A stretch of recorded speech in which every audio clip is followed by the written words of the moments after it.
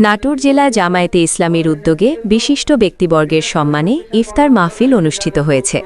রবিবার ৮ মার্চ শহরের কানাইখালী এলাকার একটি সুনামধন্য রেস্টুরেন্টে এই ইফতার মাহফিলের আয়োজন করা হয়।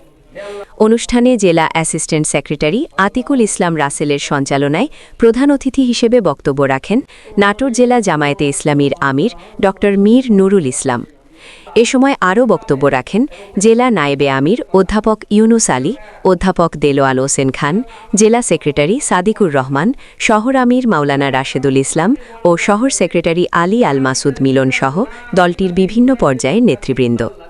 ইফতার মাহফিলে ডাক্তার, ইঞ্জিনিয়ার, সাংবাদিক, রাজনৈতিক ব্যক্তিবর্গ, বুদ্ধিজীবী, উলামা, ব্যবসায়ী সহ সমাজের বিভিন্ন শ্রেণী-পেশার বিশিষ্ট ব্যক্তিরা উপস্থিত ছিলেন।